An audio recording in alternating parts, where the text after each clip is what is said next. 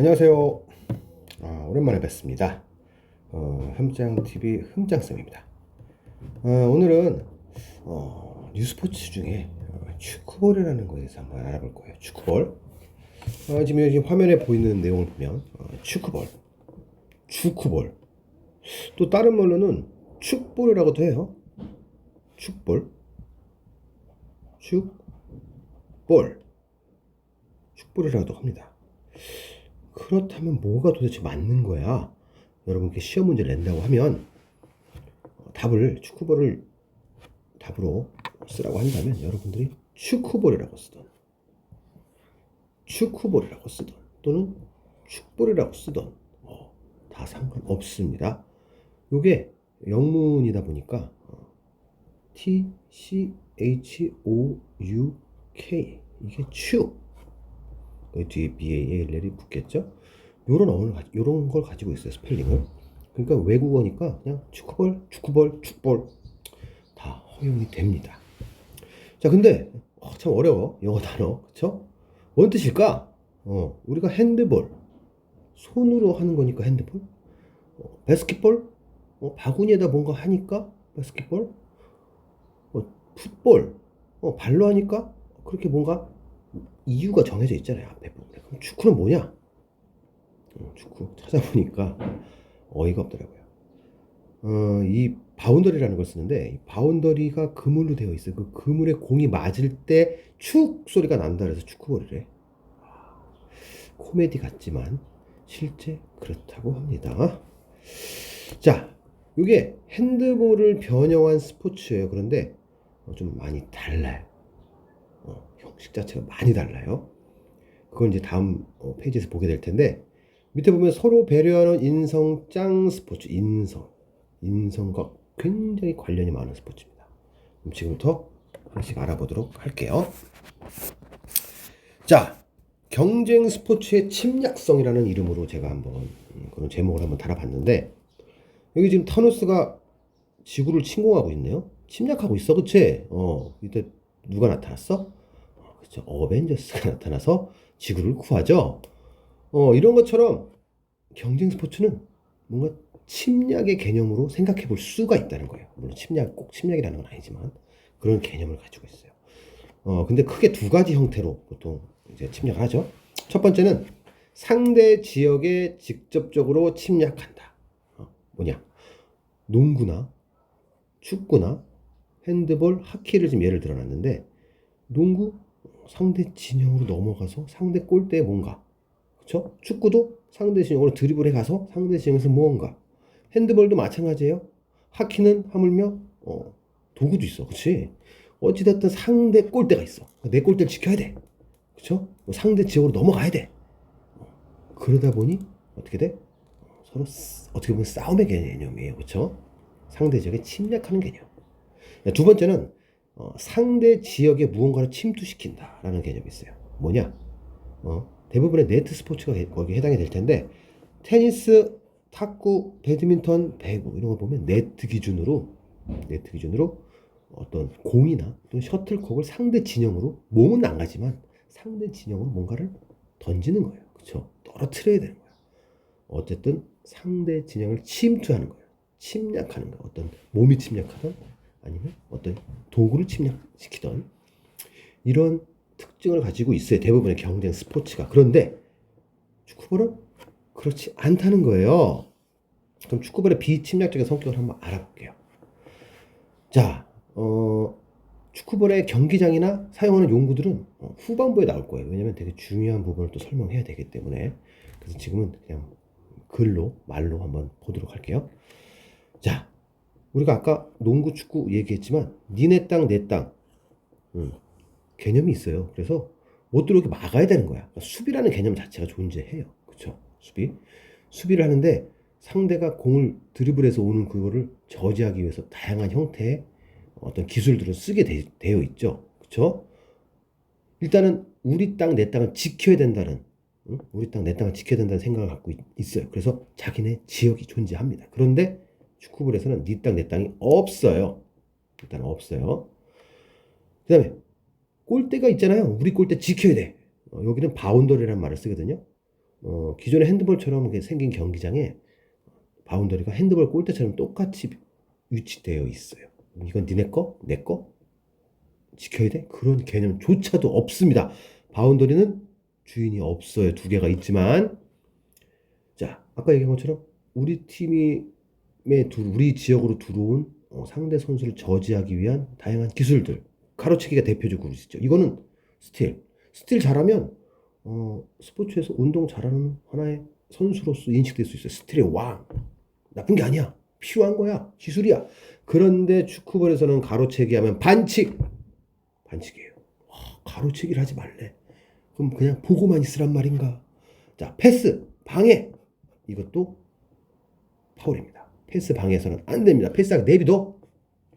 몸싸움, 가로채기랑 패스 방해하는 그 자체가 금지인데 몸싸움이 필요가 없어요. 아예 몸싸움 자체가 금지라는 말을 할 필요 없을 정도로 몸싸움 자체가 있기가 힘들어. 사실상. 금지예요, 일단. 그 사람의 시야를 방해해서도 안 돼. 그 사람이 가고자 하는 진로를 방해해서도 안 돼. 공격을 방해해도 안 돼. 수비도 방해해서는 안 돼. 안 돼. 다 안 돼. 그럼 무슨 재미로 해? 무슨 재미로? 그럼 어떡하라는 거야?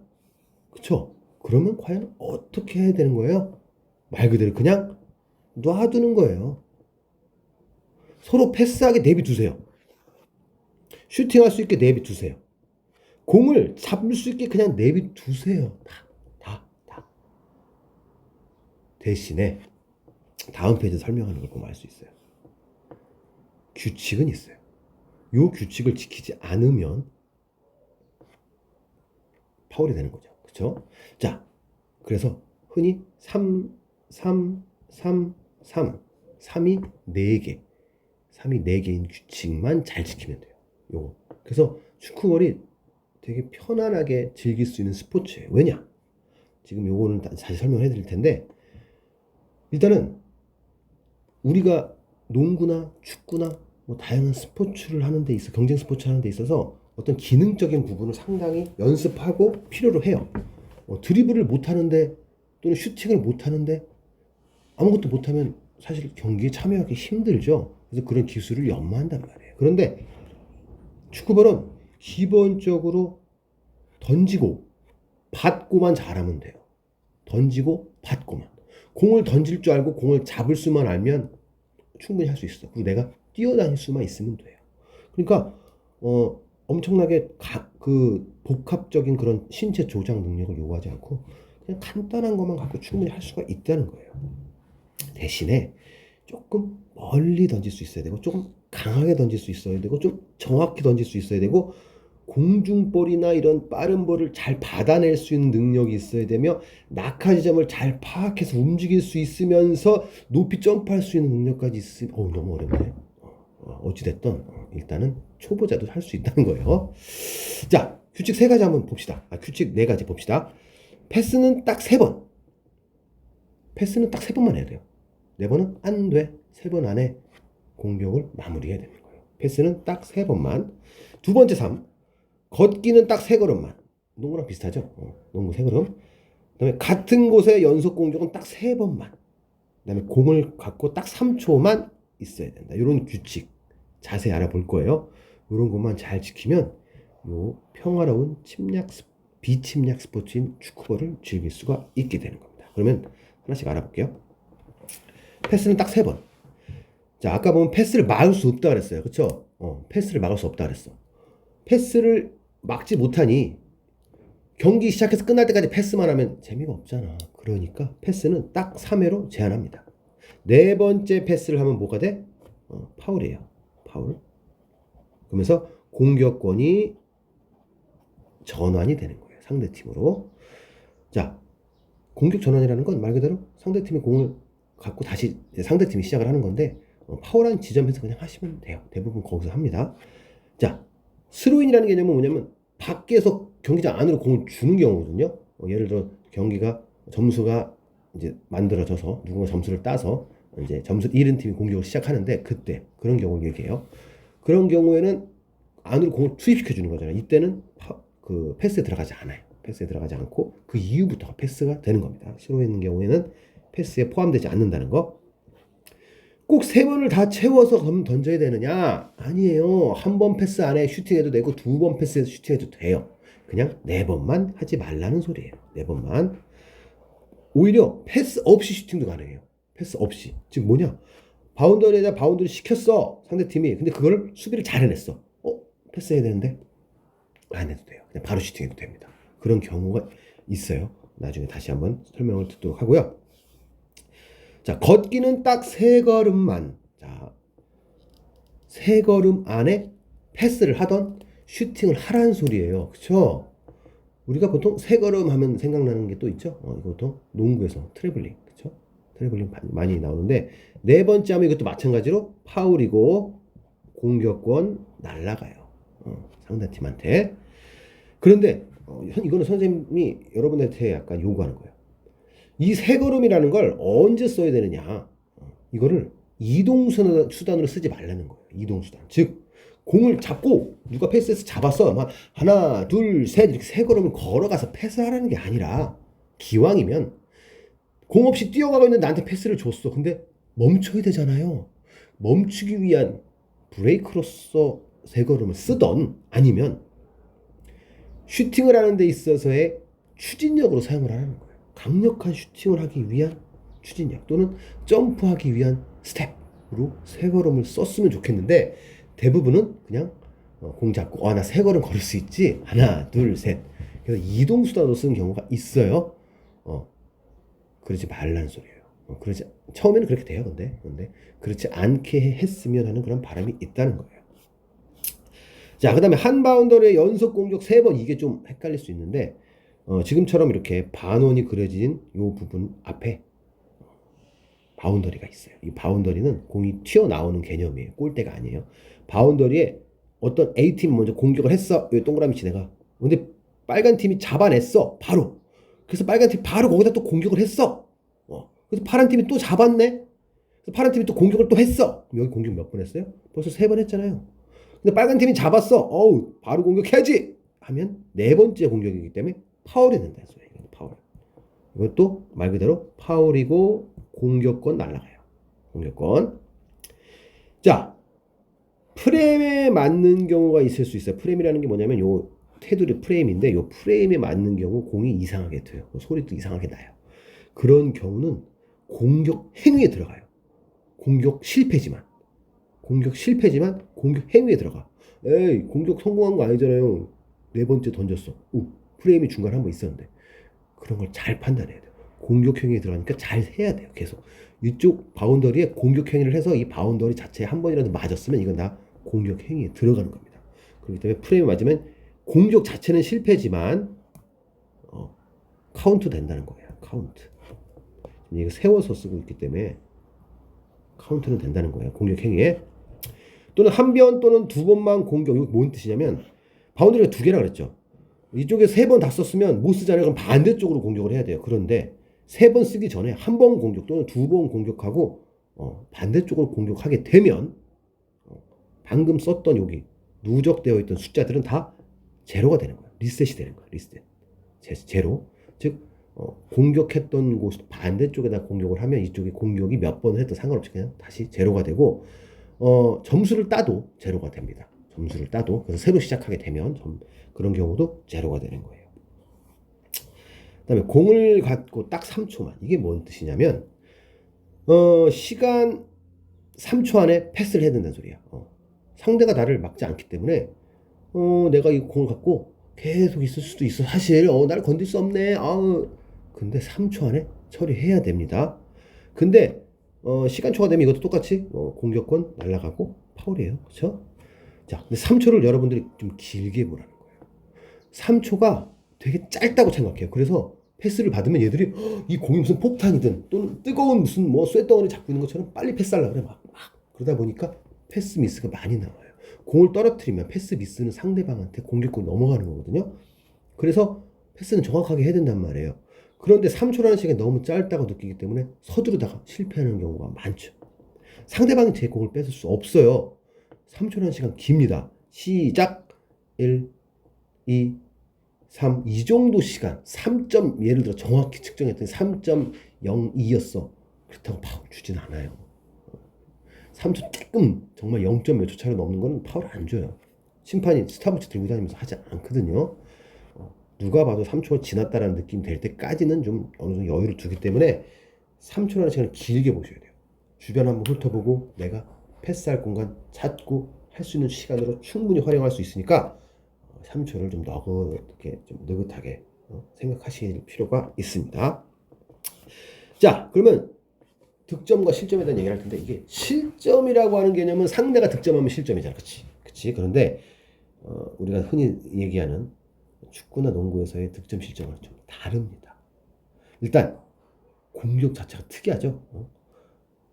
내가 바운더리에 공격을 해서 그 튀어나온 볼을 경기장 안에 떨어뜨리면, 즉 상대편이 수비를 못하면 점수를 따는 경기라고는 예전에 얘기를 했었어요. 그렇죠?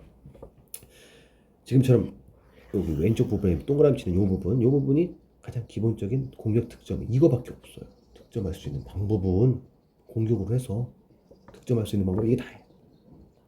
바운드리 시킨 걸 경기장 안에 떨어뜨려. 얘가 잡으러 갔지 못 잡았네. 이런 경우, 또는 잡다 놓쳤네. 이런 경우는 점수예요. 바운드된 볼을 바닥에 떨어뜨리지 않아야만 수비가 성공하는 거예요. 이게 득점할 수 있는 유일한 방법입니다. 그런데 수비하면서 득점을 할 수 있는 경우가 있어요. 이거를 공격 실점 또는 영어로는 기분 포인트라고 얘기하는데, 공격은 이쪽에서 했는데 점수는 우리가 없다. 지들이 해놓고 내가 점수 받네. 이런 경우가 여러 가지가 있어요. 특이한 경우죠. 그렇죠? 자, 실점되는 경우는 뭐냐면, 바운드를 시켰는데 우리 편이 공격했으면 그 공은 누가 잡아야 돼? 이제 바운드 되는 순간부터 누구 거야? 상대방 거야. 근데 우리 편이 그걸 잡거나, 또는 내가 던졌는데 내가 맞았어. 실제 이런 경우 많아요. 이러면 창피한데, 그치? 요즘 동그라미 친 이구 형인데 창피한데, 창피한 것도 모자라 점수까지 상대 줘야 돼. 이런 경우가 있다는 거예요. 자, 두 번째 경우. 자, 이건 뭐냐? 공격을 열심히 딱 점프해서 열심히 뿌렸어. 상당히 강하게. 그런데 바운더리를 아예 못 맞췄어. 헛스윙, 예를 들어서 쉽게 얘기하면 헛스윙 못 맞췄어. 이러면 상대방이 점수를 따는 거야. 근데 이런 경우 되게 많아요. 그럼 세 번째, 동그라미 또 칠게요. 바운더리에 공을 바운드 시켰는데 아주 교묘하게 살짝 바운드 시켰어. 수비 못하게. 그런데 이게 반원 안에 떨어졌어. 이렇게. 그러면 공격 실패로 실점이에요. 실점. 그 다음에 네 번째 경우, 측면에서 공격을 딱 했는데 바운드 된 공이 이 경기장 밖으로 아예 날아가 버렸어. 그러면 이것도 실점이에요. 근데 우리가 이런 실점 제도가 실제로 존재하지만 게임 중에는 제가 활용을 잘 안 했어요. 여러분들 아마 알 거예요. 게임 중에는 활용을 잘 안 한 이유가, 이게 점수를 따기 위한 경기가 아니기 때문에 이런 경우는 그냥 실점이라고 보통 얘기를 안 하고 했었어요. 근데 이게 실점이라는 건 정도는 알고 있어야 돼요. 이게 실점이라는 걸 알면 아마 바운더리에 함부로 막 던지진 않을 거예요. 정확하게 던지려고 노력을 할 것 같긴 한데, 게임을 운영하는 데 있어서 좀 운영상 어려운 점이 있기 때문에 이런 부분들을 실점을 안 하고 그냥 파울로만 주는 경우가 많이 있었죠. 실점이라는 걸 알아두시기 바랍니다. 그 다음에 아까 우리가 3333 법칙을 잘 못 쓰면 공격권이 전환된다 그래서 실점이 아니라 공격권 전환, 그쵸?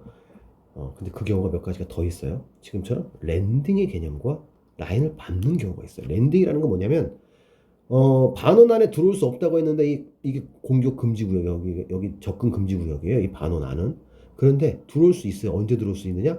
공격하는 사람이 라인 밖에서 점프해서 공을 던지고 떨어지면 돼요. 왜냐? 공을 밖에서 던졌는데 내가 날라서 들어오고 있는데 이미 던져놓고 다시 돌아갈 수는 없잖아. 어떻게 돌아가? 떨어져야지. 그치? 그러니까 그걸 인정해 준다는 소리예요. 그런데 라인 안에 그거 교묘하게 이용해서 라인 이 공격 제한 구역 안에 들어와서 던졌다. 이 안을 밟고 던졌다. 라고 판단이 되면 랜딩이란 파울을 줘서 공격권 전환이 들어가는 거예요. 그 다음에 라인을 밟고 던지는 경우도 되게 많아요. 여러분 해보면 진짜 많아요. 이것도 다 공격권 전환이라는 거예요. 이렇게. 이건 이 안에. 그쵸?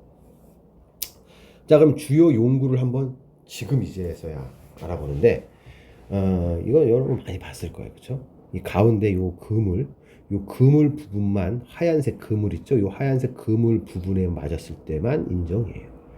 요 측면에 이 고무줄로 엮여져 있는 요 부분은 고무줄인데 요 부분에 맞으면 공에 맞으면 운이 좋으면 정상적으로 맞은 것처럼 보일 수 있지만 실제로 프레임에 걸쳐 맞게 되어 있어요. 그래서 공이 이상하게 튀어요. 소리도 이상하게 나고요.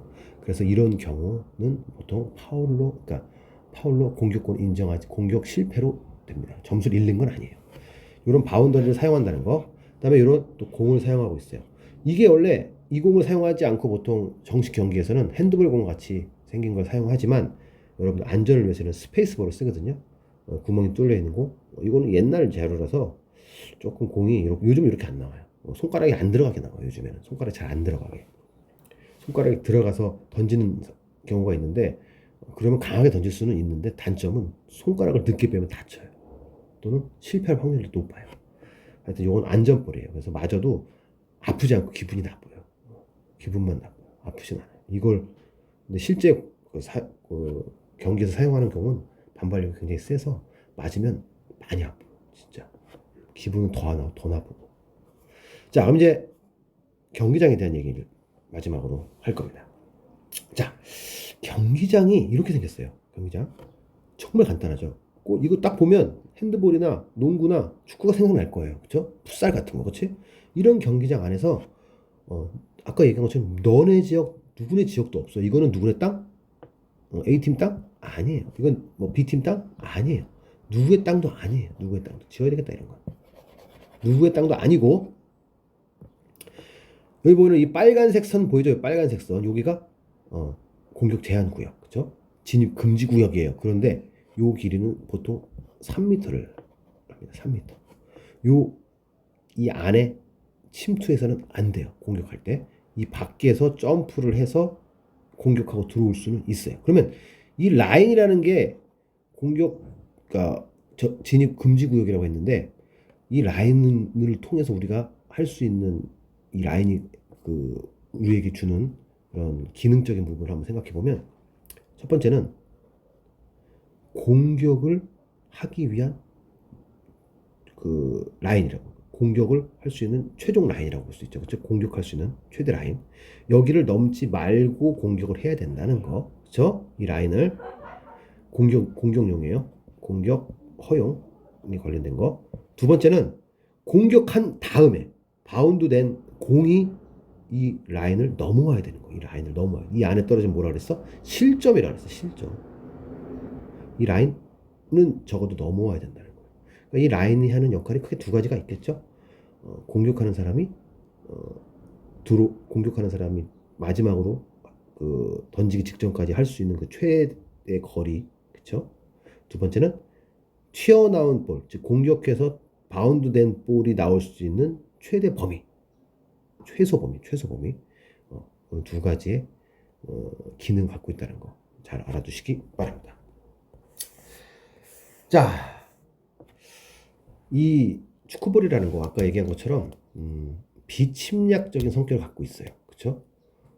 뺏지도 못하고 방해도 못하고 몸싸움 자체가 없고 그렇죠? 그렇기 때문에 친구들과의 그런 관계에서도 상당히 좋고 침략이라는 개념 자체가 없기 때문에 상당히 인성적으로도 좋은 스포츠라고 저는 생각을 합니다. 이런 폭력 없는 스포츠가 침략성을 갖고 있는 스포츠를 할지라도 농구나 축구처럼 일단 폭력 자체는 없어야 한다고 생각합니다. 그러니까 여러분들 항상 게임을 이기겠다는 생각, 이기려고 하는 마음가짐은 좋지만 이기기 위해서 내 기술을 또는 전술을 늘려야지 반칙을 늘려서는 안 되는 거예요. 그러니까 항상 폭력 행위가 일어나지 않는 그런 스포츠를 여러분들 즐겼으면 합니다. 너무 승부에 집착하지 않았으면 좋겠다는 거예요. 다음 시간에는 게임하는 영상을 통해서 여러분들과 함께 만나도록 하겠습니다. 오늘 이 수업 잘 들어주셔서 감사하고요. 오늘 한 내용 중에서 여러분들 논술평가 출제 가능합니다. 그러니까 잘 들어주시기 바랍니다. 벌써 25분 향해 가고 있네요. 자, 다음 시간에 또 만나요. 안녕.